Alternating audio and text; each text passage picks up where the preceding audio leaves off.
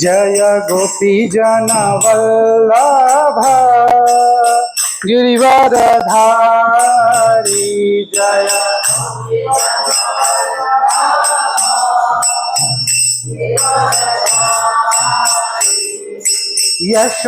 यशोदानंदन ब्रज जन रंजन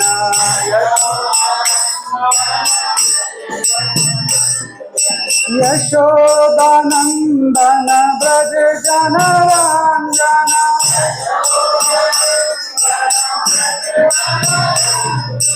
यमुना तीरवनचारी यमुना जय राधा माधव कुंज बिहारी जय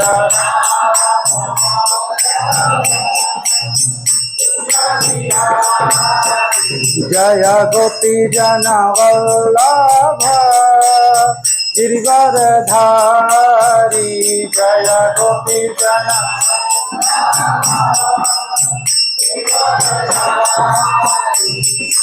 यशोदानंदन ब्रज जन रंजन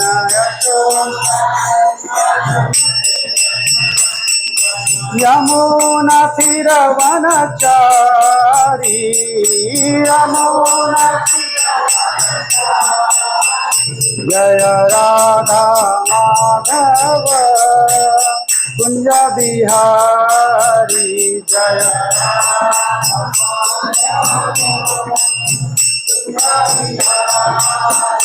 हरे कृष्ण कृष्ण कृष्ण हरे हरे हरे राम राम राम हरे हरे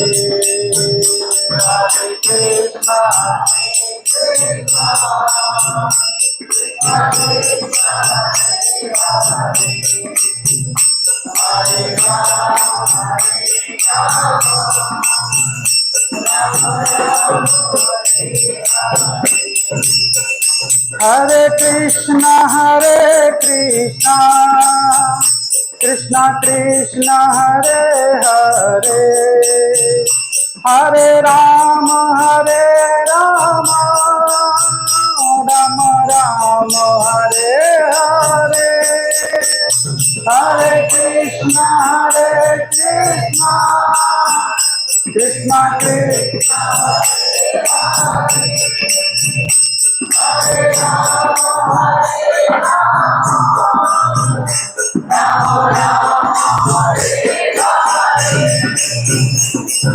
कृष्ण हरे कृष्ण कृष्ण कृष्ण हरे हरे हरे राम राम राम हरे हरे हरे कृष्ण कृष्ण कृष्ण हरे हरे हरे राम राम राम हरे कृष्ण कृष्ण कृष्ण हरे हरे हरे राम राम राम हरे हरे हरे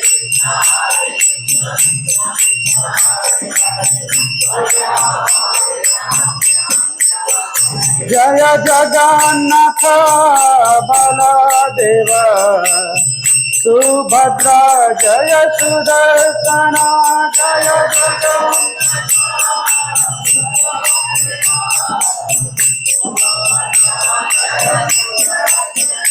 जय गौरानिताय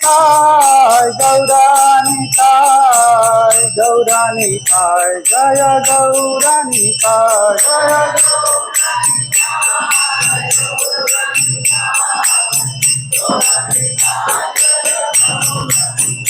जय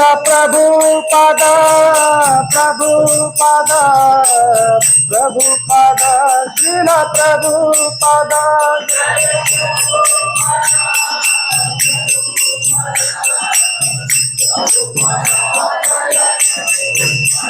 निताय गौर हरि बोल हरि बोल हरि बोल निताय गौर हरि बोल निताय गौर हरि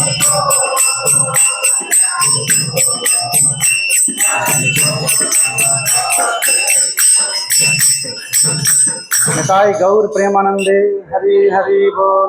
ओम नमो भगवते वासुदेवाय ओम नमो भगवते वासुदेवाय ओम नमो भगवते वासुदेवाय नारायणं नमस्कृत्यं नरश्चैव नरोत्तमं देवी सरस्वती व्यासं ततो जयमुदीरये नष्टप्रायेषु अभद्रेषु नित्यं भागवत सेवया भगवत्या उत्तम श्लोके भक्तिर्भवति नैष्ठिकी कृष्णाय वासुदेवाय देवकी नंदनाय च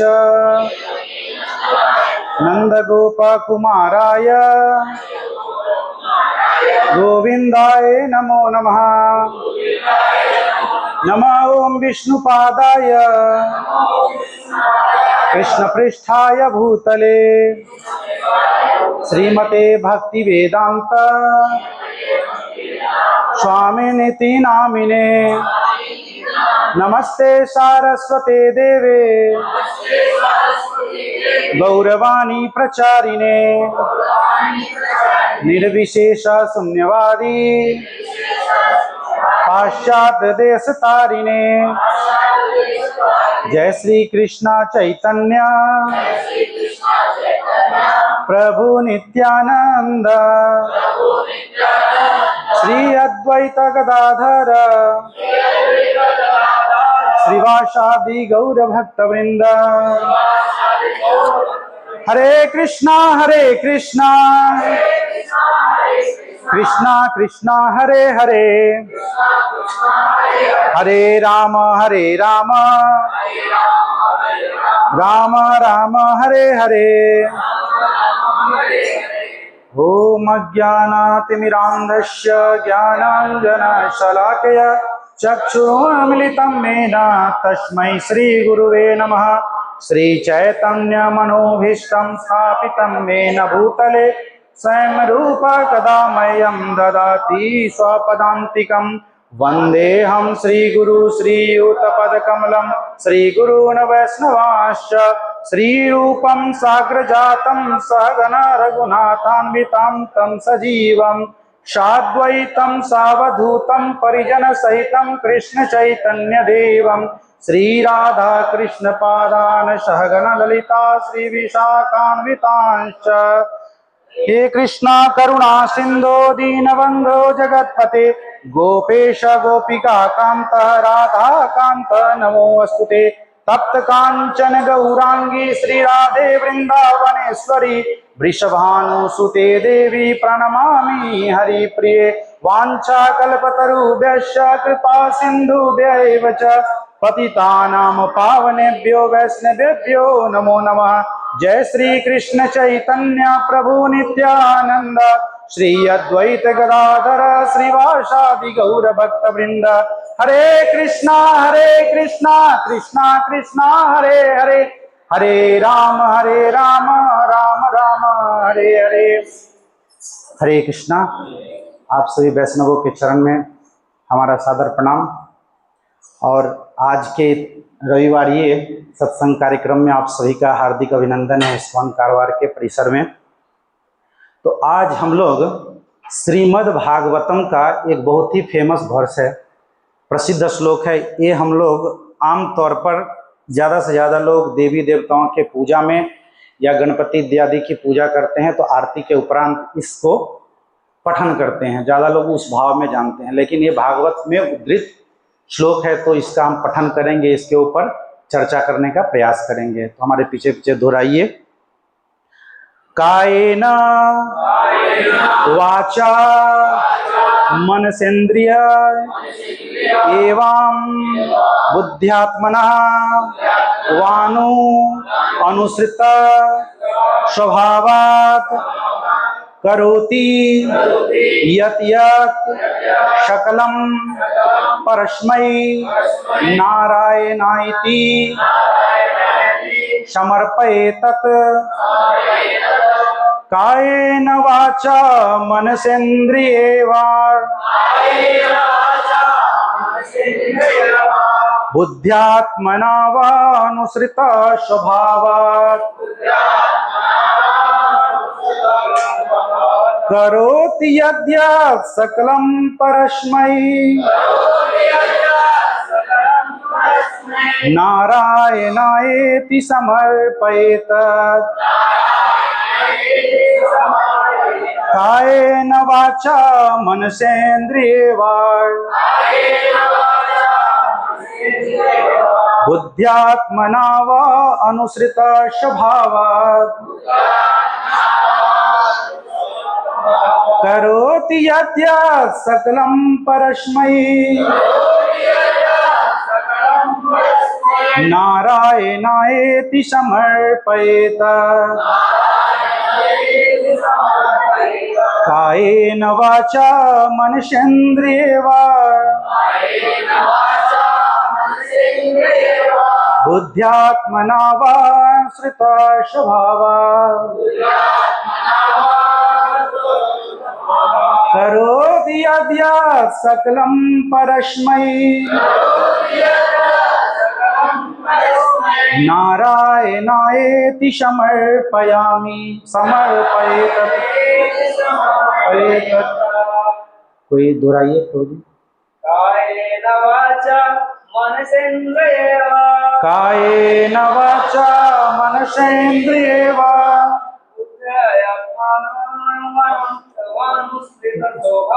बुद्ध्यात्मना वानुसृत स्वभावात्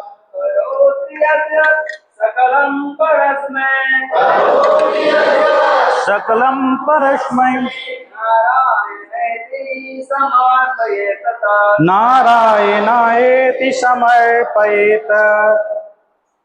कायेन वाचा मनसेन्द्रियेवा कायेन वाचा मनसेन्द्रियेवा बुद्ध्यात्मना वानुसृत स्वभावात् करोति यद्यत् सकलं परस्मै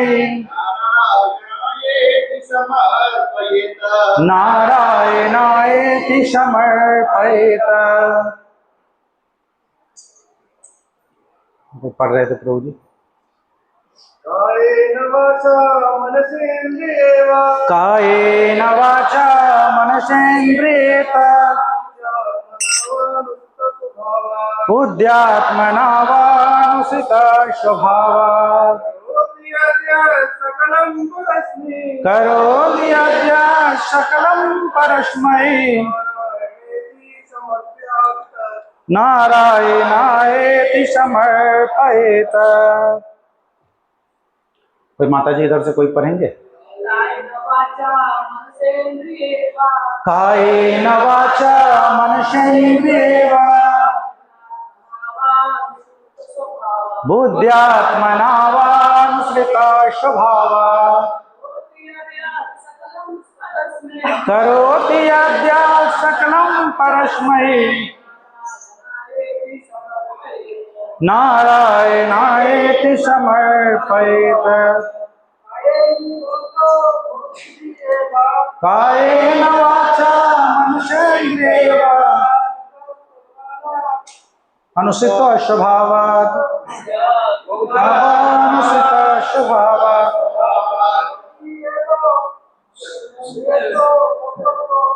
करोति यद्यत् सकलं परस्मै नारायणायेति समर्पयेत्। तो इसका भावार्थ इस प्रकार से है।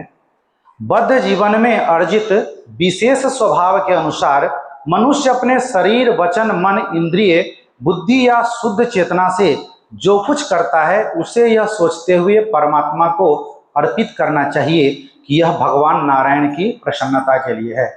वास्तव में भौतिक जगत में हम लोग या आप लोग इस तरफ तो कोंकण या मराठा में जो कौन सा आरती करते हैं, गणपति का आरती करते हैं, तो गणपति का आरती या कोई आरती करे तो लास्ट में बोल देते हैं ना, कायेन वाचा मनसेंद्रिय वा, फिर 3 बार गोल गोल घूम जाते हैं। तो इसके कहने का, जिन्होंने इस परंपरा को चालू किया उसके कहने का तात्पर्य यही था कि हम भले ही गणपति को आरती दिखाएं या देवी को आरती दिखाएं, इस सभी किसके लिए है? नारायण को हम समर्पित कर रहे हैं। उसमें बोलते हैं नारायणायति समर्पयामि, मतलब मैं अहम के साथ प्रथमा विभक्ति में समर्पयामि लगता है, तो मैं उसको भगवान के लिए समर्पित कर रहा हूँ। भले ही मैं गणपति को आरती दिखा रहा हूँ या देवी देवता को आरती दिखा रहा हूँ, अंतिम भोक्ता कौन है? भगवान नारायण या भगवान श्री कृष्ण है। तो वास्तव में जिन्होंने इसको बनाया उसके कहने का अर्थ वहाँ था कि ये जो भोक्ता राम यज्ञ तपसाम, सभी यज्ञों के भोक्ता कौन है? भगवान श्री कृष्ण, भगवान नारायण है। तो इसके माध्यम से कम जो नारायण की पूजा नहीं करते हैं, देवी देवताओं की पूजा करते हैं, उनके लिए एक मंत्र रखा गया कि कम से कम भगवान के पास मैं जो भी कर्म कर रहा हूँ उसको भगवान के ऊपर समर्पित कर दे रहा हूँ। तो ये बहुत ही सुंदर श्लोक है, 11वें स्कंद के 2वें अध्याय का 36वां श्लोक। तो यहाँ श्लोक में आगे बढ़ने से पहले भूमिका की चर्चा थोड़ा करनी चाहिए कि कब इस श्लोक के बारे में बताया गया। यह श्लोक वास्तव में कौन बोल रहे हैं? चर्चा ऐसी होती है कि नव योगेंद्रों की चर्चा की गई है। भगवान ऋषभ देव के 100 पुत्र हुए, जिसमें से प्रथम 9 पुत्र 9 देशों के 9 द्वीपों के राजा बना दिए गए। उसके बाद के 9 पुत्र जो हैं वे उन्हें नव योगेंद्र कहा गया, जो विरक्त सन्यासी हुए। बाकी के 81 जो उनके पुत्र थे वे द्विज बने, यानी ब्राह्मण होके कर्मकांड इत्यादि कर्म में लगे। तो ये चर्चा नव योगेंद्रों की है। 9 पुत्रों की जो चर्चा होती है नव योगेंद्रों में वो इस प्रकार से हैं। कवि हवि अंतरिक्ष प्रबुद्ध पिपलायन आबिहोत्र द्रुमिल चमस तथा करभाजन। तो ये जो श्लोक है ये कौन बोल रहे हैं? उसमें से 9 नवयोगेंद्रों में से प्रथम जो कवि करके जो प्रथम नवयोगेंद्र हैं वो इस श्लोक को बता रहे हैं। और कहाँ बता रहे हैं? तो चर्चा की जाती है कि महाराज परीक्षित से ये भागवत की कथा प्रारंभ होती है और कहते हैं कि परीक्षित महाराज का नाम लेने से उनके कर्म तथा जन्म की कथा या उनके अंतिम कथा, परीक्षित एक ऐसा नाम है जिसको या तो उनके जन्म से या मृत्यु की कोई भी कथा प्रारंभ परीक्षित के बारे में हो तो भगवान की कथा निकल कर आती है। उनके बचपन का नाम, मतलब पहला जो नाम ब्राह्मणों ने दिया था विष्णुरात दिया था। विष्णुरातः इति विष्णुरात, जिनकी रचना भगवान विष्णु ने स्वयं गर्भ में आके की थी, इसलिए उन्हें उनका नाम विष्णुरात कहा गया। परंतु वे गर्भ में ही, माता के गर्भ में भगवान विष्णु के रूप का दर्शन किए थे। तो जब उनका जन्म हुआ तभी जन्म लेने से ही सभी मनुष्यों, सभी जीवों में उस स्वरूप को ढूंढ रहे थे जिनका दर्शन माँ के गर्भ में हुआ। तो क्या करते थे? सभी जगह इधर उधर ढूंढते थे। तो ढूंढने को बोलते हैं परितः। तो उनका क्या था? परितः इक्षणः, जो माता के गर्भ में जो दर्शन किए थे उसको हर एक में ढूंढने का प्रयास करते थे। तो परितः इक्षणः नाम से उनका नाम परीक्षित हो गया, उनका नाम परीक्षित अमर हो गया। वे जन्म के बारे में तो भगवान उत्तरा माता के गर्भ में उनकी रक्षणा किए, फिर बड़े हुए तो उन्होंने भगवान के अनेक अनेक मंदिर इत्यादि की स्थापना की और बड़े चक्रवर्ती सम्राट हुए। फिर जब कली महाराज, जो कली आ रहे हैं, तो कली को भी शरण दिए फिर कली उनके मस्तक पे आ गया और उनको श्राप लगा, फिर 7 दिनों के अंदर मृत्यु हो जाएगी। उसके बाद भागवत का उद्भव हुआ, यानी 7 दिन में भागवत की कथा हुई। तो कोई भी अंग से परीक्षित महाराज के कथा को निकालते हैं तो भगवान की कथा आती है। भागवत में श्लोक है, परीक्षितो अतः राजर्षि जन्म कर्म विलापना संस्थान च पांडुपुत्राणाम वक्षे कृष्ण कथोदयम। कोई भी ऐसा व्यक्ति हो जिसके जन्म की कथा, यानी भगवान के गर्भ में जिनकी रचना हुई, वो परीक्षित महाराज हैं। मृत्यु की कथा यानी भागवत की कथा हुई। और वो जो भागवत की कथा आती है तो भागवत की कथा करने वाले कौन थे? स्वयं सुखदेव गोस्वामी, जो कि 16 वर्ष की अवस्था तक माता के गर्भ में रहे और निकलते ही विरक्त चूड़ामणि हो गए। भगवान ने उनको आश्वासन दिया कि आप बाहर निकलो, कोई भी बाहर का कली का दोष या बाहर का कोई भी भौतिक वातावरण आपको प्रभावी नहीं होगा। परंतु फिर भी वो माता के गर्भ से निकलकर ही भाग गए। फिर वो व्यासदेव इत्यादि ने मना कर लेकर आए अपने शिष्य इत्यादि को बोलकर। तो चर्चा ऐसी आती है कि नारद मुनि की चर्चा की जाती है। नारद मुनि क्या है? बीना बजाते हुए चारों लोकों में भ्रमण करते रहते हैं। और क्यों भ्रमण करते हैं? वो लोगों का, जीवों का उद्धार करने के लिए, जीवों को भागवत प्रेम दर्शाने के लिए जाते हैं। तो एक बार नारद मुनि जो है जाते जाते द्वापर में, द्वारिका में सभी जगह से घूम घूम के उनको भी भगवान का शरण लेना है, तो क्या करते हैं? द्वारिका में जाकर शरण ले लेते हैं। और उनको श्राप भी मिला था। किनका? दक्ष प्रजापति का, कि तुम एक जगह स्थिर नहीं रह पाओगे। तो इस श्राप की वजह से भी वो बराबर घूमते फिरते रहते थे। तो एक बार द्वारिका में गए। सुखदेव गोस्वामी उद्धृत करते हैं, गोविंद भुजगुप्तायाम द्वारवत्याम क्रुद्ध आवसीन्नाक्षरे भीक्षणम कृष्णोपासन लालसा। सुखदेव गोस्वामी कहते हैं, हे कुरुश्रेष्ठ, भगवान कृष्ण की पूजा में संलग्न रहने के लिए उत्सुक नारद मुनि कुछ काल तक द्वारिका में रहते हैं, जिनकी रक्षा गोविंद अपने बंधुओं के बाहुओं से करते थे। उनको दक्ष प्रजापति के श्राप का कोई असर नहीं था। और ये नहीं था कि द्वारिका में वो आते थे, क्यों? क्योंकि द्वारिका बहुत ही साधन संपन्न है, वहां पे आके सुख का अनुभव करने के लिए नहीं, वो आते थे भगवान के चरण कमल का शरण लेने के लिए, कि आके कुछ दिन भगवान की सेवा करेंगे और फिर जाकर रिचार्ज होंगे, फिर जाके लोगों को कृष्ण प्रेम बांटेंगे। तो इसके बाद सेकेंड श्लोक में, और भागवत के एक ही ये मात्र अध्याय है जिसमें अध्याय की शुरुआत कोई प्रश्न से नहीं होती है। इससे पहले का दृष्टांत है कि परीक्षित महाराज बहुत सारे प्रश्न पूछते हैं कि भगवान धराधाम पर क्यों आए, भगवान ने कंस अपने मामा को क्यों मारा, इत्यादि इत्यादि प्रश्न पूछ रहे हैं। बहुत सारे प्रश्न पूछ लिए।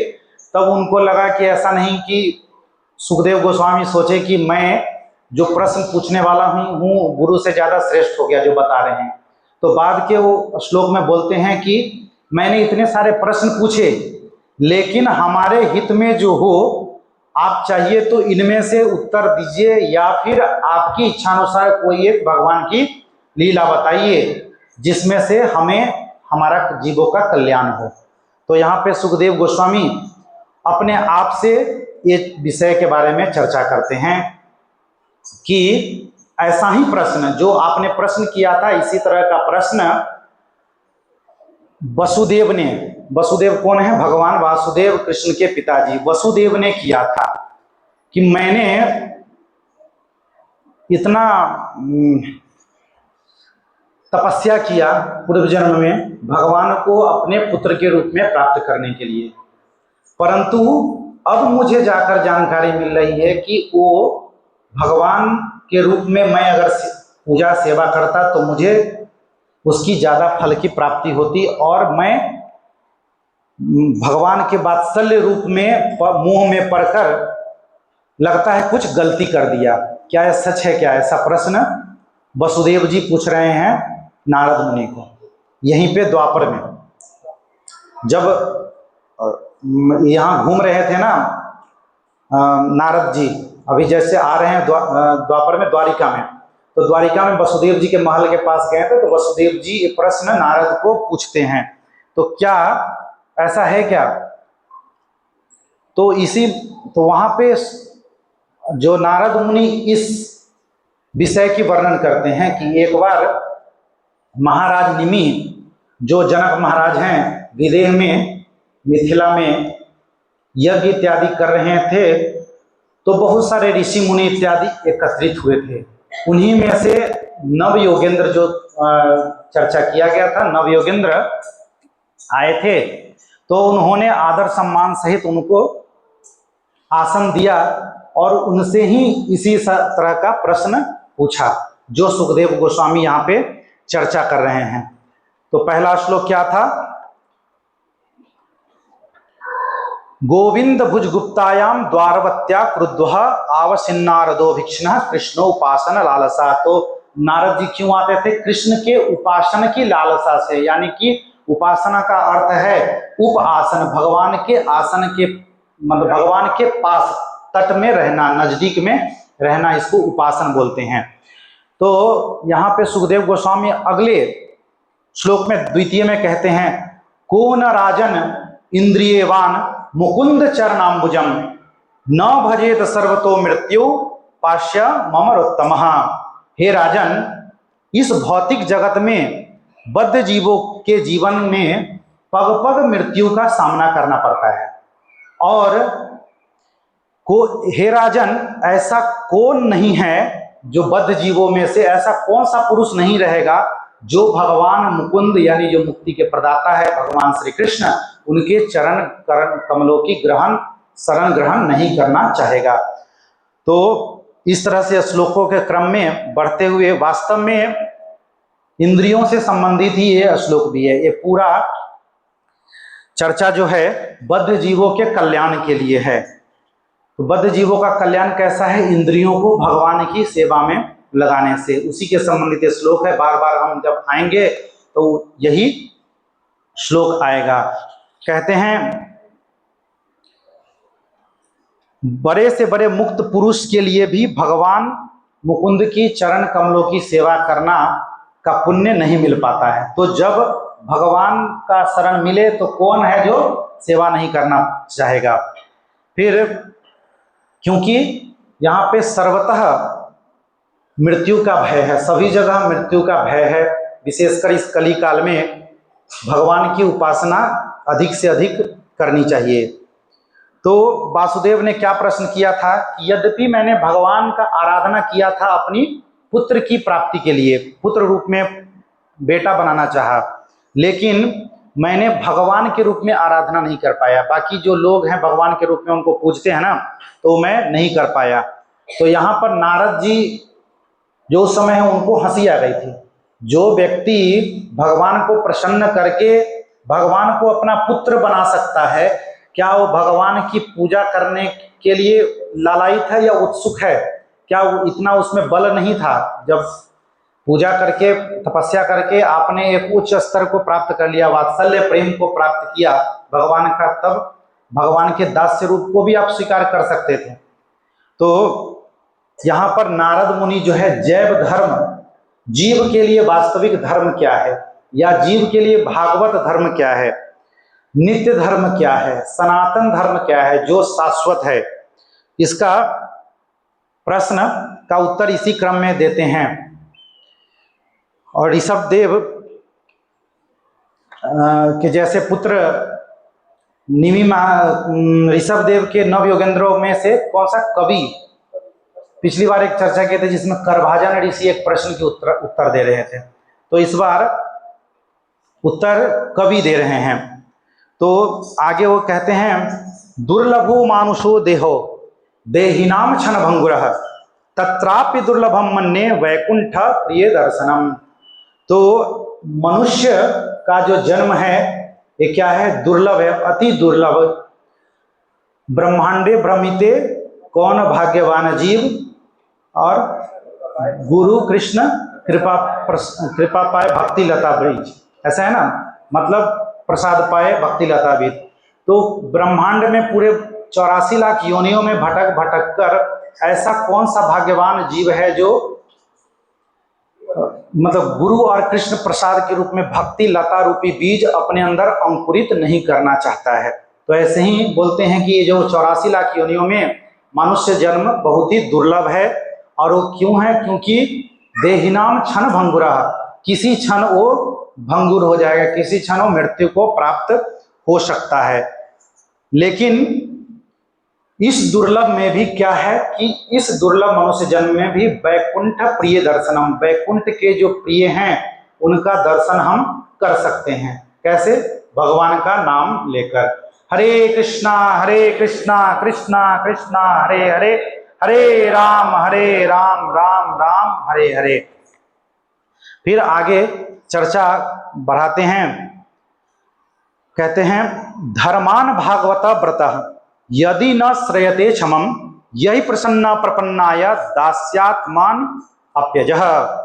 यदि हम इन कथाओं को सुनने में अपने आप को समर्थवान समझते हैं तो कृपा करके बताइए कि भक्ति में किस तरह से प्रवृत्त हुआ जाता है, या भक्ति में कैसे आगे बढ़ते हैं और भगवान कैसे प्रसन्न होते हैं और जीव की दास्ता भगवान स्वीकार कर लेते हैं।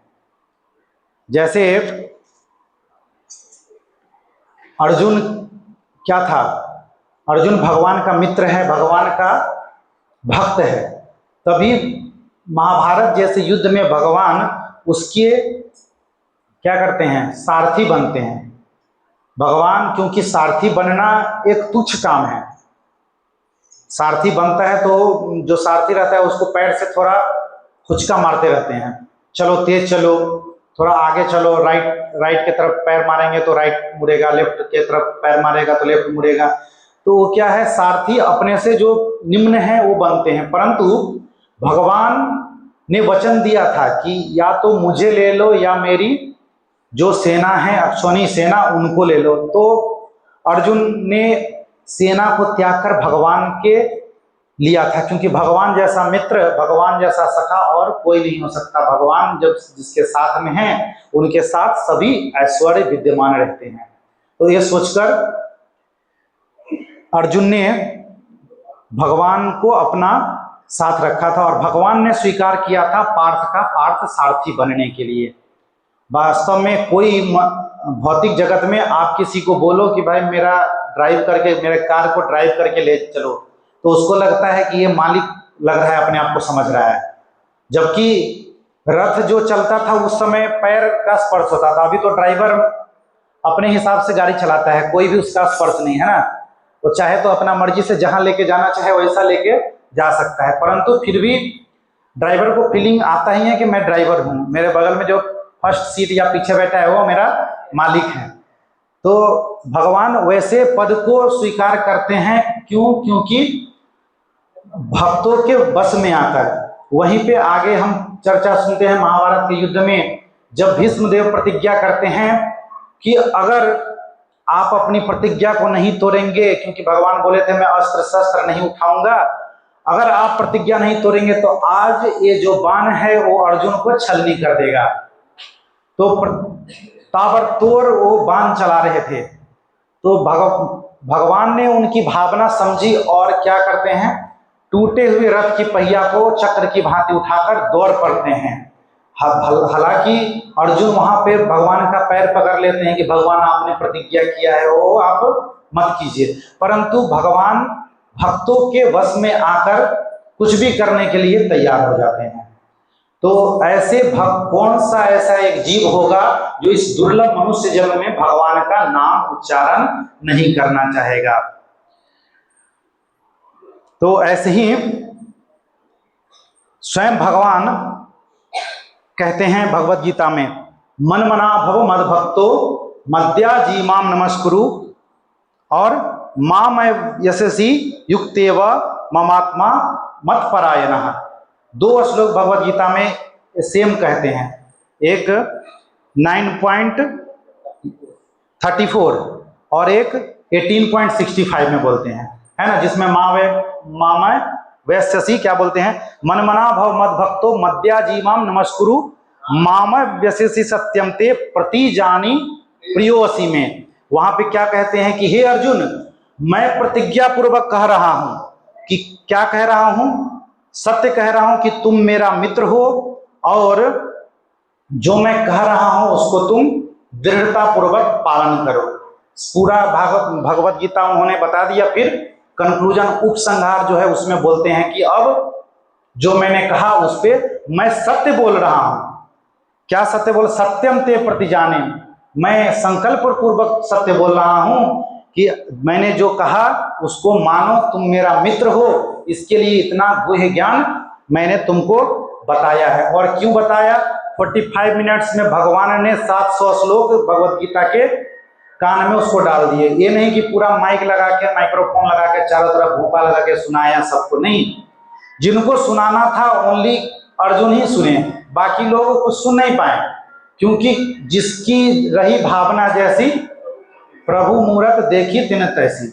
जैसी भाव रहता है, भगवान रूप में वो दिख रहे हैं और 45 मिनट में भगवत गीता का सार बता दिया। क्यों? क्योंकि तुम मेरे मित्र हो, इसके लिए मैं तुम्हारे कल्याण के लिए बता रहा हूं।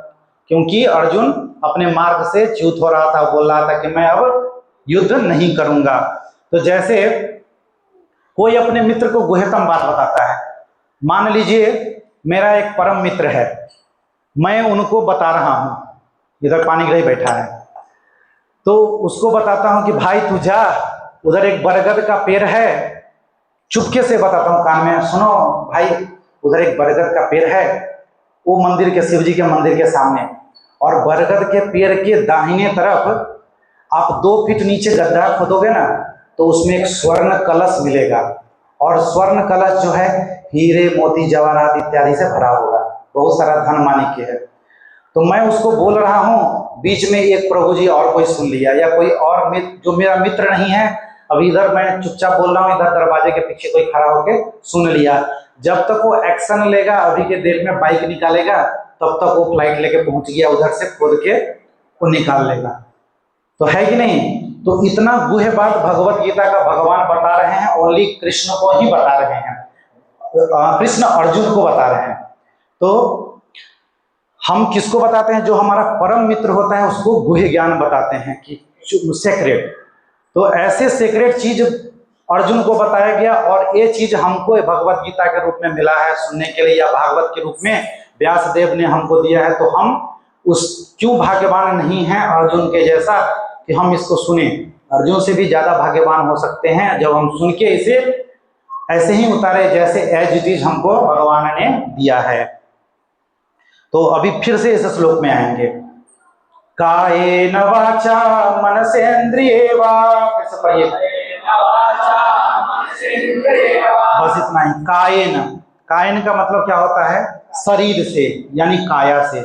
हमारा शरीर हो सकता है मोटा हो, पतला हो, दुबला हो, चिकना हो, लंबा हो, या काला हो, गोरा हो, धनी हो, गरीब हो, या अमेरिका में रहता हो, शरीर रसिया में रहता हो, या विभिन्न देशों में रहता हो, फिर भी ये काया किसी भी जगह हो, पानी के अंदर रहे, बाहर रहे, जहां भी रहे, इस काया से जितना हो सके हमें क्या करना चाहिए? भगवान की सेवा करनी चाहिए। सबका अर्थ लास्ट में यही है, नारायणायेति समर्पयेत, नारायण भगवान विष्णु भगवान कृष्ण को इसको हम समर्पित करना है। जब हम आते हैं मंदिर में, भगवान के मंदिर में दंडवत डालते हैं, तो हम क्या करते हैं? हम अपनी काया को पूरे भूमि पर लिटाते हैं और साष्टांग दंडवत बोलते हैं, 6 अंगों से धरती को स्पर्श करते हैं।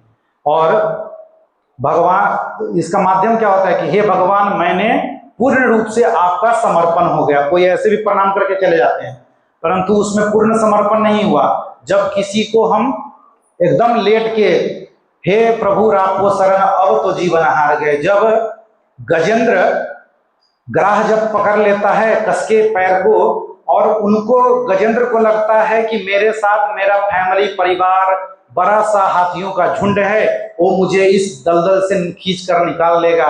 जब तक उसे, गजेंद्र को ऐसा अहंकार रहता है, थोड़ी देर तो उसके परिवार के अन्य हाथी इत्यादि खींचने का प्रयास करते हैं, परंतु जितना खींचते हैं उतना और दलदल में फंसता चला जाता है।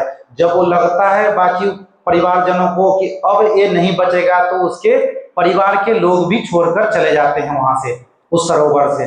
तो ऐसे ही वास्तव में भौतिक जगत की भी दशा है। जब तक हमारे पास शक्ति है, सामर्थ्य है, पैसा है, धन है, दौलत है, तब तक हमारे मित्र परिजन हमारे साथ चिपके हुए रहेंगे। जैसे ही हम उम्र से वृद्ध हो गए, चलने फिरने की उम्र खत्म हो गई, तब उनको रिजेक्ट कर दिया जाता है। भले ही बहुत सारा कमा के धन इकट्ठा करके रखे हैं, नहीं तो क्यों भारत में भी वृद्धा आश्रम जो खोले जा रहे हैं, ये परंपरा भारतीय नहीं थी। भारत में संयुक्त परिवार की परंपरा थी, बड़े बुजुर्ग से लेकर बच्चे सभी एक साथ मिलजुल कर रहते थे। परंतु आज दुर्दशा यही हो गई कि कोई भी अपने काया से वृद्ध की सेवा नहीं करना चाहता है, बड़ों की सेवा करना नहीं चाहते। भले ही वो पिताजी दादाजी ने बचपन में हमें गोद में लेके बहुत ही खिलाया होगा, हमने बचपन में उनके ऊपर बहुत सारा पेशाब मलमूत्र इत्यादि त्याग किए होंगे, परंतु हम जब बड़े हो जाते हैं तो बड़ों के गंदगी से हमें घिन आने लगती है। तो ऐसी परिस्थिति नहीं होनी चाहिए। जब हम भगवान के ऊपर समर्पण करना जान लेंगे तो भगवान हमें इतनी भी बुद्धि देंगे कि हमें अपने वृद्धजनों की भी सेवा हम कर सके। तो हमें क्या करना चाहिए? काया से भगवान की सेवा करनी चाहिए। दूसरा, वाचा क्या है? वाणी से। हम वाणी का प्रयोग यहाँ बोलने के लिए कर रहे हैं। इससे पहले प्रभु जी बहुत ही सुंदर ढंग से भजन गा रहे थे, हरे कृष्ण महामंत्र का कीर्तन कर रहे थे। कोई वाणी से सुंदर सुंदर भजन इत्यादि गाते हैं, कोई वाणी से दूसरे को कन्विंस कर सकता है कि हे प्रभु जी आइए, मंदिर में आइए, आना चाहिए, आपकी सेवा के लिए है, मंदिर में प्रवचन इत्यादि रखा जाता है। तो वाचा से याद आता है एक संदर्भ महाभारत के प्रसंग का है। एक बार जो अर्जुन थे, अर्जुन को वाचा बहुत ही सुंदर ढंग से भगवान का भजन गाने का, मतलब राग संगीत जो बोलते हैं उनके पास बहुत ही अच्छा था। बहुत ही अच्छे से हरे कृष्णा कृष्णा कृष्णा हरे हरे, हरे राम राम राम हरे, जैसे प्रभु जी गाते हैं, विभिन्न ट्यून को चेंज कर करके गाते हैं। ऐसे ही अर्जुन को भगवान प्रसन्न होते थे, कृष्ण जी, कि अरे अर्जुन शाबाश, तुम बहुत सुंदर ढंग से गाते हो। तो उनके जो बड़े भैया है भीम जी, भीम ने सोचा अरे भाई ये अच्छा गाता है, मुझे तो जलन हो रहा है, मैं भी संगीत सीखना चाहता हूँ। और वो क्या करते हैं, बड़े बड़े कलाकारों को बुलाते हैं, हारमोनियम और मृदंग लेकर आओ, और वो गाने का प्रैक्टिस करते हैं। हस्तिनापुर के मेन एंट्रेंस में बैठ जाते हैं और गाना शुरू करते हैं। अब वो गाते हैं तो अर्जुन का राग तो निम्न तल पे था, उनका राग बहुत ही उच्च स्वर में जाता है, तो लगता है कि सभी के कान में से धुआं निकल जाएगा। तो अभी युधिष्ठिर महाराज बड़े भैया हैं, वो सील से इतने स्वभावगत हैं कि किसी को बुरा नहीं कर सकते हैं, अपने भाई को भी तो समझा नहीं सकते हैं। अर्जुन बोलते हैं अरे भैया को हम बोलने जाएंगे, अच्छा नहीं गा रहे हो तो हमको बोलेंगे तुमको जलन हो रहा है, हम सीख रहे हैं तो। और छोटे तो नकुल सहदेव, वो बेचारा क्या बोले, डर के भैया वो कुछ बोल नहीं रहे हैं। तो चारों भाई द्रौपदी महारानी के पास जाते हैं। द्रौपदी कहती हैं कि रुको मैं ही कुछ उपाय करती हूँ। तो क्या करते हैं, द्रौपदी जाके समझाती है भीम को, देखिए यहाँ पर आप गेट पे बैठ के प्रैक्टिस कर रहे हैं, तब आपको लोग आते जाते देखते हैं, फिर आपको डिस्टरबेंस होगा, इस तरह से आप संगीत शिक्षा नहीं ले पाएंगे। आप सुदूर वन में चले जाइए, पहाड़ और नदी के तलहटी पे बैठ के जब गाएंगे तो बड़ा ही सुंदर संगीत निकलेगा और जल्द आप शिक्षा ले पाएंगे। तब उनको बड़ा अच्छा लगता है कि भाई द्रौपदी हमारा भलाई चाहती है। तुरंत साजबाज के साथ निकल जाते हैं और वहां पर गाने लगते हैं। अब बढ़िया सुर से गा रहे हैं। एक दिन की बात है, गाते गाते एक धोबी जाति था, धोबी बंदा आता है, उसको कुछ राग सुनाई देता है। 3 दिन से उसका गधा मिसिंग है, 3 दिन से मिल नहीं रहा है। अब वो पहाड़ पर ढूंढते ढूंढते चढ़ा गया नदी के पास में, उसको कुछ आवाज जोर जोर से सुनाई दे रहा है। तो उसको लगता है कि मेरा गधा ही शायद बोल रहा है, तो आवाज कर रहा है। तो ये दौड़ते दौड़ते दौड़ते दौड़ते आता है, अचानक आके भीमदेव के सामने खड़े हो जाता है। अब भीम भैया बोल रहे हैं कि चलो इस जंगल में कोई तो मुझे सुनने आया। तो जैसे आता है तो कुछ बोलने वाला रहता है, चुप हो जाता है भीम को देख के। तो बोलता है बोलो बोलो भीम, बोलो बोलो, कैसे, क्या आप कैसे आए, मेरा आवाज को सुन के आए ना। तो पहले तो कुछ बोलता नहीं, चुप हो जाता है। वो तो किस अलग भाव में आया था कि मेरा गधा है, रो रहा है। तो डरा हुआ रहता है। तो बोलता है, भीम बोलते हैं सच सच बताओ कि क्यों तुम ऐसा चुपचाप हो, बोल क्यों नहीं रहे हो। तो बोलता महाराज सच सच बताओ। तो हाँ हाँ बताओ। तो आप मारेंगे तो नहीं? नहीं नहीं मारेंगे नहीं मारेंगे, तुम बताओ। तो मेरा गधा है ना 3 दिन से खो गया है, हमको लगा कि जोर जोर से गधा हवा रो रहा है हम, तो हम उसको ढूंढने के लिए आ गए।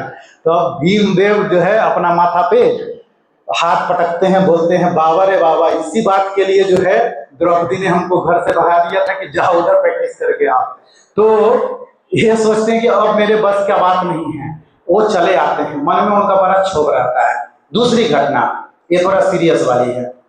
एक दिन युधिष्ठिर महाराज भीमसेन को बोलते हैं कि हे भीम, आप जाओ और द्वारिका से श्री कृष्ण को बुला कर लेकर आओ। तो भीम बोल देते हैं कि बहुत ही अर्जेंट काम है, शाम से पहले, संध्या होने से पहले भगवान श्री कृष्ण यहाँ आने चाहिए। वो जाते हैं तो युधिष्ठिर महाराज कह के चले जाते हैं। अब भीम सो के ही उठे हैं, सोचते हैं पहले नहा धो लेते हैं, खाना वाना खा लेते हैं, उसके बाद जाएंगे। अब वो स्नान ध्यान करते हैं, भोजन इत्यादि करते हैं, फिर भोजन करके भीमसेन जैसा सो जाते हैं। जब सो के उठते हैं तब तक संध्या होने ही वाला रहता है। अब सो के उठते हैं, बाहर निकलते हैं, तब युधिष्ठिर महाराज उनको दिख जाते हैं। युधिष्ठिर पूछते हैं क्या भीम, तुम द्वारिका से इतनी जल्दी चले भी आए, और भगवान श्री कृष्ण कहाँ हैं, उनको लेकर आना था ना। तो अभी अचानक क्षुब्ध हो जाते हैं, अरे भैया मुझे तो याद ही नहीं रहा। तब युधिष्ठिर महाराज बड़े क्रोधित होते हैं, क्या तुमसे एक काम बोला था, अगर अर्जुन को बोला होता तो एक काम वो फटाक से जाके बाणों की गति से और झटाक से भगवान को लेकर आ गया होता।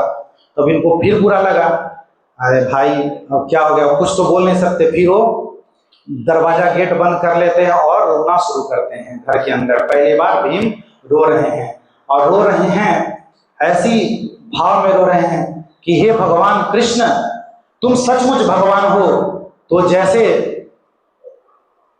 द्रौपदी ने पुकारा था कि हे गोविंद राखो शरण, अब तो जीवन हार गए, और आपने वस्त्र का अवतार लेकर द्रौपदी की रक्षा की थी। जैसे गज ने आपको पुकारा था तो ग्रास से रक्षणा करने के लिए आपने क्षण भर में आ गए। अन्य अन्य जब दुर्वासा मुनि द्रौपदी और हम सबको श्राप देने वाले ही थे, तो आपने तुरंत आकर चावल का दाना खाकर हम सभी की रक्षा की थी। तो क्या आप ऐसे निष्ठुर हो कि केवल द्रौपदी के ही पुकार से आओगे, अभी क्या मेरी पुकार से नहीं आओगे? मैं आपको पुकार रहा हूं, मेरे से गलती हो गई, अगर आप सचमुच भगवान हैं तो कृपया आ जाओ। ऐसे भाव में रोते हुए भगवान से प्रार्थना करते हैं। ऐसी प्रार्थना कर रहे हैं तभी उनके गेट पर नॉक होता है, टक टक टक। गेट खोलते हैं, आंख खोजते हुए तो देखते हैं द्वार पे एक सैनिक आके खड़ा है। चलो चलो, आपको भैया बुला रहे हैं, महाराज युधिष्ठिर बुला रहे हैं। अब तो ये और डरता है कि ना जाने एक तो गलती कर दिया और पनिशमेंट मुझे मिलेगा तगड़ा आज। तो गए दरबार में, वहां जाके देखते हैं कि महाराज युधिष्ठिर के बगल में श्री कृष्ण आकर स्वयं बैठे हुए हैं, विराजमान हैं। तो आकर आश्चर्यचकित हो जाते हैं। तो यहाँ पर उनके ऊपर दूसरा धारा लग गया। युधिष्ठिर महाराज बोलते हैं क्या भीम, तुम हमसे झूठ बोलना शुरू कर दिए क्या? तुम कब से झूठ बोलना सीख गए हो? तुम तो कभी झूठ नहीं बोलते थे। तो भीम बोलते हैं नहीं नहीं, मैं क्या झूठ बोला, मैं तो सत्य बोल रहा हूँ। मैं तो क्या सत्य बोले थे? तुम क्या कृष्ण को बुलाने नहीं गए थे? तो ये बोलते हैं नहीं, मैं तो द्वारिका नहीं गया था। तो अर्जुन को पूछते हैं क्या ये आपको बुलाने गया था? तो भगवान श्री कृष्ण को पूछते हैं। तो कृष्ण बोलते हैं हाँ सचमुच भीम ने मुझे बुलाया है। तो फिर भीम बोलते हैं मैंने तो आपको द्वारिका बुलाने नहीं गया था। तो कृष्ण बोलते हैं कि मैं द्वारिका जाकर बुलाने से नहीं आया, मैं जो आप रूम बंद करके, घर के कमरे बंद करके जो रो रहे थे करुण भाव में, आप जो पुकार रहे थे उस भाव से आया। मैं आपके वाचा गाने के प्रैक्टिस से संतुष्ट नहीं हुआ, क्योंकि जो आप में बल है, शक्ति है, वो बहुत है। सबके लिए सब जो जैसा है वैसे अपने जगह पे ठीक है, लेकिन मैं अधिक गाने और बजाने से संतुष्ट नहीं होता। मैं करुण पुकार अगर कोई भक्त हमारा कर रहा है तो मैं संतुष्ट होकर मैं आ जाता हूँ। तो वहां पर भीम जो है प्रसन्न होते हैं, भगवान को प्रणाम करते हैं, मन ही मन धन्यवाद करते हैं। तो ऐसे ही वाचा का प्रयोग हम अपना, कोई जरूरी नहीं है कि हम लता मंगेशकर होंगे तभी हम भजन गाएंगे, नहीं, हमारा गला गधे की तरह भी रहेगा तो भगवान उसे स्वीकार करना जानते हैं। तो विशेष राग ताल में पढ़ने की आवश्यकता नहीं है, जो मन हो वैसा गाइए। भगवान भावग्राही जनार्दन है, भाव को ग्रहण करते हैं। तो वाचा का प्रयोग ऐसे हम कर सकते हैं। फिर मनसा, मन की भाव है, मन को भी भगवान में निवेशित करना चाहिए। मन जो है स्थिर रखना बड़ा ही कठिन है। हम सुबह सुबह मंगल आरती करते हैं, जपा के सेशन में बैठते हैं, जप करते हैं, तो मन जो है उस समय राजधानी एक्सप्रेस की तरह दूर दूर भागता है। कोई अमेरिका, लंदन, यूक्रेन और न जाने किन किन देशों से घूमकर चला आता है। न्यूज की बातें याद आती है, हमारे घर में राशन में कमी पड़ा है उसका याद आ जाता है, या पिताजी, माताजी, पत्नी जी ने कुछ कहा, उनकी विचार भी मन में आती हैं। तो उन विचारों को दूर करने के लिए क्या है, मन को भगवान के अंदर जब हम निवेशित कर देंगे, भगवान के ऊपर आंख बंद करके नहीं, आंख खोलकर जब भगवान को ध्यान करेंगे तभी मन हमारे भगवान में लगेगा। जैसे बोलते हैं कि मन क्या है, जैसे जब करते करते मन मोबाइल में चला जाता है, एक रिंग आया फिर जब छोड़ के हम मोबाइल ही देखते रह जाते हैं। तो वर्णन किया जाता है कि जैसे राजधानी एक्सप्रेस एक ट्रैक पे आ रही हो, कारवार रेलवे स्टेशन में मान लीजिए उसका हॉल्ट नहीं है कोई राजधानी का, तो वहां पर क्या करेंगे, उसको दूर खड़ा कर देंगे और लोकल को पहले लाके इधर से हम पार कर देंगे। तो जैसे राजधानी एक्सप्रेस हमारा माला चल रहा है हरे कृष्ण का, उसको रोककर मोबाइल रूपी लोकल को हम पकड़ लेंगे तो हमें भगवान के धाम को प्राप्त करने में मदद नहीं करेगा, हमारे मार्ग की बाधा बन जाएगा। तो इसके लिए हमें क्या करना चाहिए, मन को भगवान में ही निवेशित करना चाहिए। परम पूज्य राधा गोविंद महाराज जी एक प्रवचन में कह रहे थे, सुन रहे थे, उसमें वो कहते हैं कि एक बार जप करते करते पहले मॉर्निंग वॉक करते थे, तो जपा करते करते एक जगह पर जाकर वो अपने गांव क्षेत्र में बैठे हैं, तो वहां पे क्या दो नदियां बहती है सामने से, और वहां पे ग्रैंड ट्रंक रोड जो है एक्सप्रेस वे बना है, उस नदी के ऊपर एक पुल बना है, पुल के बगल में बैठने के लिए एक पार्क जैसा बना के रखा है। वो टहल रहे थे तो एक जब करते हुए एक वृद्ध 87 इयर्स का एक वृद्ध बैठा है और वो नदी और गाड़ियों को आते जाते देख रहा है। महाराज जी जब करते करते उनके शिष्यों के साथ बैठे हैं, 1 घंटे से देख रहे हैं कि वो बंदा लगातार उधर ही देख रहा है और कहीं नहीं देख रहा है। तो इनके मन में जिज्ञासा हुई कि इतना क्या देख रहा है, जीवन व्यर्थ क्यों कर रहा है, अब तो बुढ़ापा आ गया, अब तो भगवान का हरि भजन वगैरह ले ले। थोड़ा सोचे कि इसको कन्विंस करने जाते हैं, तो थोड़ा उठ के, वो जान पहचान के व्यक्ति थे, वो बोले बाबा क्या कर रहे हैं आप? तो अरे देखो ना, बड़ा सुंदर सरकार ने ये जो फ्लाईओवर बना दिया है और दोनों तरफ से साएं साएं जो गाड़ियां जाती है ना, देख के बड़ा मजा आता है। तो बोले अच्छा, लेकिन मजा में थोड़ा सा कमी है। अगर ऐसा होता ना कि पुलवा टूट जाता और गाड़ियां स्पीड से उस पानी में जो चला जाता, तो देखने में और बहुत ज्यादा मजा आ जाता। तो महाराज जी माथा पकड़ लेते, हे भगवान ये बुढ़ापा में क्या सोच रहा है। तो ऐसे ही हमारे मन की भी स्थिति है, हम अच्छा चीज सोच नहीं पाते हैं। अभी न्यूज आता है कि वायुयान दुर्घटनाग्रस्त हो गया, ट्रेन दुर्घटनाग्रस्त हो गया, हजारों लोग मारे गए। तो जीवों में ये रुचि है कि वो बुरी खबर जो है ज्यादा सुनना पसंद करते हैं। लोगों को आनंद कहीं ना कहीं कोने में आता है, परंतु अब यहीं पे महाराज जी उसको बता रहे हैं। अगर सोचो, उसको समझाते हुए सोचो, जो बस आ रही है देख रहे हो ना, उसमें तुम्हारा दामाद बैठ के आ रहा है, कहाँ धोने वाला दामाद है वो बैठ के आ रहा है, सोचो। और आते आते उसी समय पुलवा टूट जाती है और बस वो जो है पानी में गिर जाता है, तब तुम क्या सोचोगे? तब वो बोलते हैं महाराज जी आप पंडित होके ऐसा बोल रहे हैं, बाबा जी होके ऐसा बात बोले, बुरा बात। वो बोलते हैं तुम ऐसे सोच सकते हो, हम बोल नहीं सकते हैं। तो तुम सोचो, जब तुम्हारा अपना कोई एक्सीडेंट होगा तो तुमको कितना ग्लानि फील होता है। ऐसे ही प्रत्येक जीव में तो भगवान है ना बैठे हुए। तो आप किसी भी जीव को दर्द होता है तो आपको दुख का अनुभव होना चाहिए ना। तो भगवान तो यहाँ पे महाराज जी वही समझा रहे हैं, हम अपने मन को जो है पॉजिटिव की तरफ लगा रहे हैं कि निगेटिव की तरफ लगा रहे हैं। तो हम अपने मन को जो है पॉजिटिव एनर्जी की तरफ लगाना चाहिए। भगवान के अगर हम वहीं पे बैठ के, वो जो बाबा जी हैं वो सोचते होते कि भगवान ने बचपन में ऐसी नदियों में, यमुना जी जैसे नदी है इसमें बैठ के तैरते हुए कितना आनंद ले रहे थे। यही यमुना जी में कालिया नाग आ गया था और उसका दमन किए थे। तो ऐसे ऐसे अगर वो लीला में प्रविष्ट हो सकते थे वहीं पे बैठे बैठे, तो भाव में हमको अपना चेंज करना है। तो प्रवचन में वही कहते हैं महाराज जी कि हमको ज्यादा कुछ जब के समय सोचने का जरूरत ही नहीं है। जो भगवान का नाम है, नाम ही सुनेंगे अगर, तो हमारी मन जो है एकाग्रचित हो जाएगा। तो वहां पे महाराज जी और एक चीज बोलते हैं कि भाई तुम तो मृगारी का भी बाप निकला। मृगारी की कथा सुने हैं ना? मृगारी की कथा में जब नारद जी बोलते आते हैं तो अरे तुम अधमरा करके कहे छोड़ रहे हो, पूरा मार दो जीव को। तो वहां पे बोलते हैं अधमरा जीव जब धर धर करे तबे ते आनंद मोरे बाढ़े अंतरे। वो बोलते हैं मृगारी कि जब अधमरा जीव फरफर फरफर फरफर करता है ना, तो मेरे अंदर जो है बड़ा ही अंतरे, बड़ा ही सुख का अनुभव होता है, मैं सुख को अनुभव कर रहा हूं।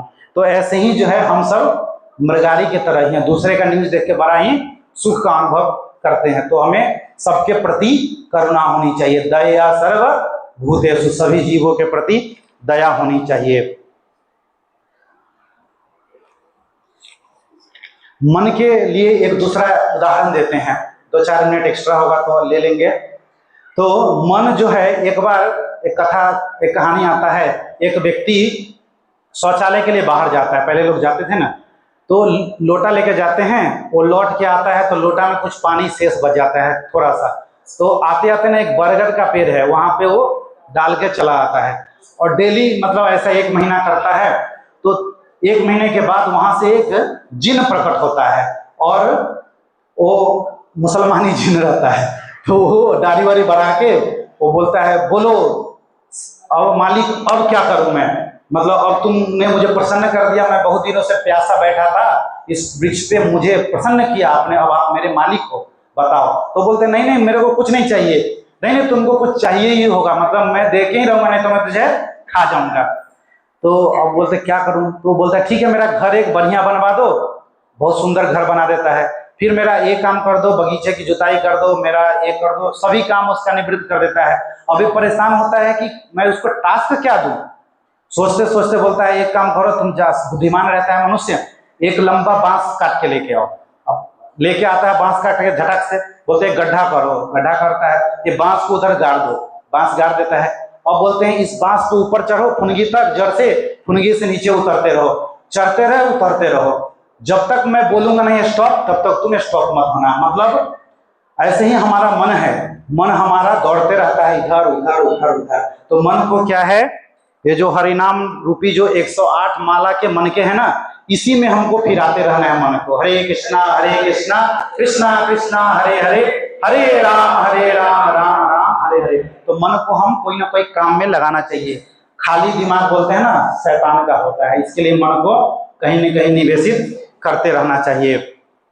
तो मन को भी भगवान में निवेशित करते रहना चाहिए, जो कि 108 माला के ऊपर मन के ऊपर चलाना है। और उसके बाद क्या आता है, मन के बाद इंद्रियां क्या है हमारी, आंख नाक कान मुंह त्वचा इत्यादि इत्यादि, कर्मेंद्रिया ज्ञानेन्द्रिया, सभी को हमको क्या है भगवान की सेवा में लगाना है। भगवान का मंदिर मार्जन करने के लिए, भगवान के लिए अच्छा प्रसाद बनाने के लिए, हम डेली घर में खाना बना के खाते हैं ना, तो उसको हमें भगवान को भोग लगाकर अर्पण करना चाहिए। भगवान कहते हैं कि भगवद गीता में पत्रम पुष्पम फलम तोयम यो मे भक्त्या परीक्षति। तो भगवान ज्यादा कुछ नहीं मांगते हैं, पत्ता मांगते हैं, तुलसी पत्र दे दो, फूल दे दो भगवान को चढ़ाने के लिए, और जल दे दो, भगवान उतना में ही प्रसन्न हो जाते हैं। भगवान बहुत अधिक पिज्जा या पास्ता बर्गर मांगते नहीं कि हमको बना के चढ़ाओ खिलाओ, भगवान सिंपल में ही प्रसन्न हो जाते हैं। तो हमें इंद्रियों से जीव का नाम लेना चाहिए। देवहूति कपिल मुनि को कहती है, अहो बतस्य स्वपचतो गरियान यज्जीव अग्रे वर्तते नाम तुभ्यम ते पुस्तपस्ते जुहुवो सस्नुनार्यः ब्रह्मानुचूर्णाम गृह्णन्ति एते। अहो धन्य है जो कुत्ता का मांस खाता है, जो चांडाल, वो भी धन्य है, क्योंकि उसके जिह्वा के अग्रभाग से भगवान का निरंतर नाम का उच्चारण करता है। वैसा कोई भी धार्मिक अनुष्ठान नहीं है। तो हमें भी क्या करना चाहिए, हरे कृष्ण का नाम का जप कीर्तन करते रहना चाहिए। हरे कृष्णा कृष्णा कृष्णा हरे हरे, हरे राम राम राम हरे हरे। और है 5 मिनट गुरु जी। तो हमको मन में को ऐसे करना चाहिए। एक बार एक व्यक्ति बैठा है, सामने से राजा का सवारी पूरा धूम धड़ाके से गुजर गया। एक व्यक्ति जो है बाण बना रहा है, बाण को नुकीला कर रहा है, खूब गाजा बाजा जोर जोर से निकल गया। लेकिन एक व्यक्ति आके बाद में पूछ रहा है उसको कि भाई इधर राजा की सवारी गए क्या? वो अपने बाण को बनाने में पूरा निमग्न था। वो बोलता नहीं मुझे पता नहीं। तो उसको दूर से देख रहे हैं कौन?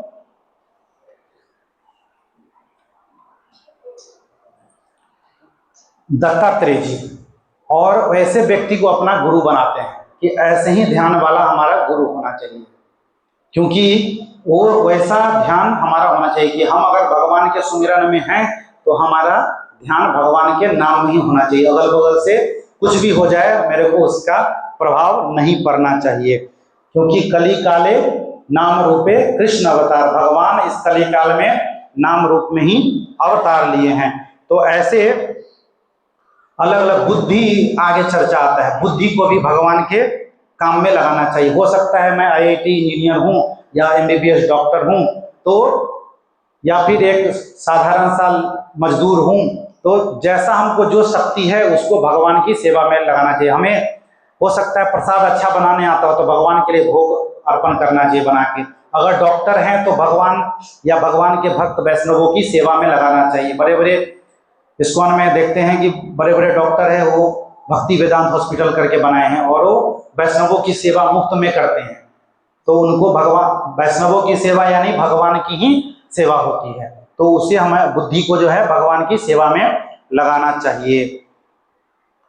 उसके बाद अपना स्वभाव को भी भगवान, जो हमारा डेली का स्वभाव है वो रूटीन को भी हमें भगवान में लगाना चाहिए। फिर इसी तरह से सभी चीज जो भी हमारे पास है, तात्पर्य इसका यही है कि यद यद जो भी हमारे पास है उन सबको हमें भगवान के लिए समर्पण करना चाहिए। हरे कृष्णा कृष्णा कृष्णा हरे हरे, हरे राम राम राम हरे हरे। तो आप भी यह श्लोक जब भी अगली बार गाइए, बहुत ही सबको याद होने वाला श्लोक है। तो इसका तात्पर्य यही होना चाहिए कि हे प्रभु, मेरा जो भी कुछ है वो तुम्हें अर्पण है, या हम अपना जो भी है वो भगवान आपके लिए हम समर्पण कर रहे हैं। इसी भाव से रहेंगे तो भगवान हमें परम धाम तक लेकर जाएंगे। हरे कृष्णा। श्री प्रभुपाद की जय। हो गया ना टाइम? तो